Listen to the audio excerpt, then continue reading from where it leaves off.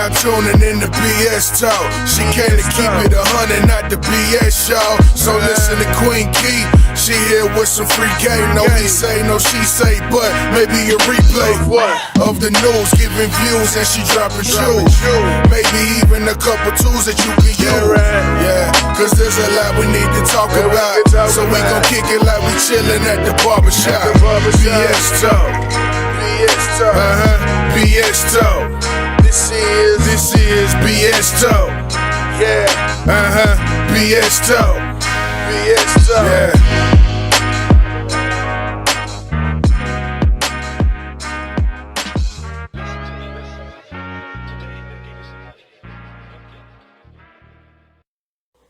Hello and welcome to Queen Key BS Talk. Today we will be talking about dating straight out of prison.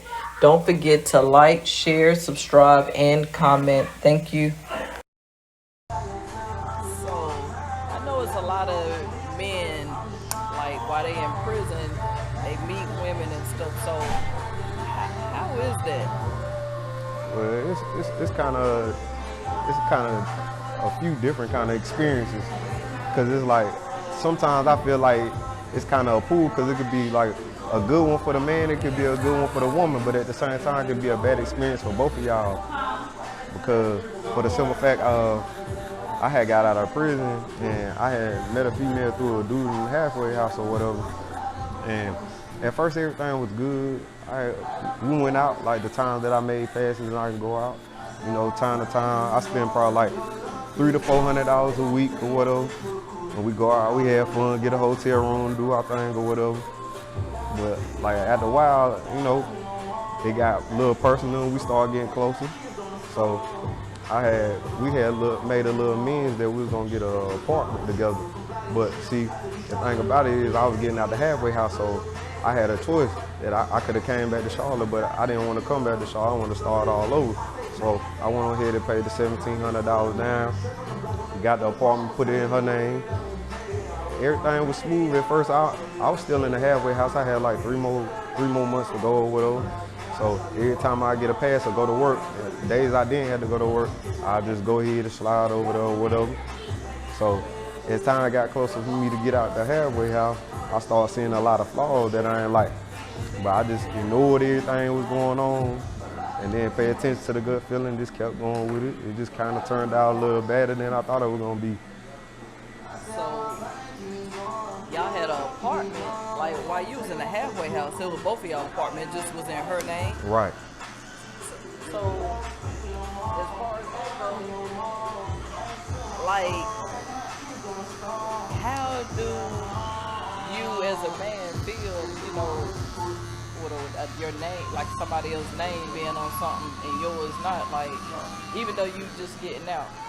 I mean, at first, you know, I ain't really have a problem with it, because like that following year coming up, I had planned on getting a house and I was gonna put in both our names or whatever. But like, as a man, you should never want somebody that has something in their name and not your name included to it, because it puts you in a kind of, especially a person that's coming out of prison, because you're on probation.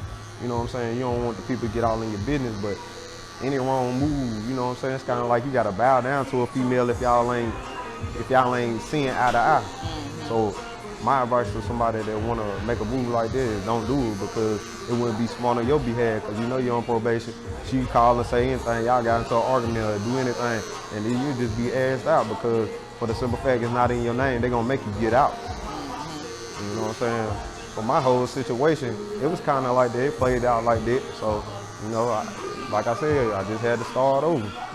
So basically, do you feel like you got played? Do a lot of women like play this? It ain't a lot of women, but it's a couple of women that play that game. You know, I mean, not saying I'm a sucker, but like, I mean, some people that take your kindness for your weakness, you know what I'm saying? And it lust a motherfucker, you know, first of all. Like, when you start lusting for a female, you just getting out, you ain't already got something out here, you know, I mean, you weak.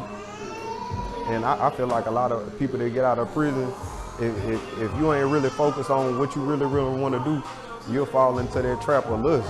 You know what I'm saying? If you fall into that trap, I mean, you feel like there's women out here that actually prey on the men that's in prison? There are, cause you know, I mean, like I told you before from the beginning, it could be a good thing, it could be a bad thing, but the bad thing about it is it's men in prison that prey on women, but it's women that prey on men that's in prison, cause just cause you locked up don't mean you ain't getting no money.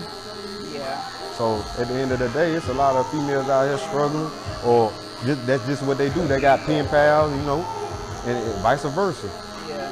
So I wouldn't necessarily say it's just them preying on the men, but you have a selected few that will do that if you let them. Oh yeah, because that's what I mean. I never like thought that women like do that to men in prison. Like I figured men do that, like getting out, look for women, so they'll have a place to go or But, whatever. yeah, it be like that, but you gotta think like for somebody that's in prison and they getting out and they on their stuff, you know what I'm saying? Of course it's gonna be the opposite around, but that's why you can't just jump to the first thing smoking. You know what I'm saying? Because a lot of men, they think like as soon as you get out, you just gonna jump woman to woman. But if you meet the right woman, you in a vulnerable situation. So if you come home from prison, you are vulnerable if you just sticking to one woman. Not to say that's a bad thing, not to say it's a good thing. It's all on the woman. So do you feel like if you're not already with somebody and you're in prison, should you get out and not? Yes, take your time. Take your time. Take your time. To get into a relationship? Absolutely. Because for one thing, if you always, whenever you get heartbroken or certain situation happen when you feel like that was the right one and it turned out not to be the right one, you gonna always be looking for that love that you never had, that the one that you were searching for and the one that you just broke up with or it didn't work out. So what is one of the things that you should be doing once you first get out? One thing I say you should do is focus on yourself, focus on loving yourself, because even though, you know, the world is more advanced to people that been out here, you know what I'm saying? So it's easy for people that's free to see things that people in prison don't see things. And no matter how much a person can tell you this is like this is like that, it's experience. Just like somebody got experience going to prison, if they always get into trouble, you can tell them don't get in trouble, but they still got to learn for themselves. So I just say you got to learn yourself first before anything, foremost. Don't forget, stand for something or you'll fall for anything. Yeah.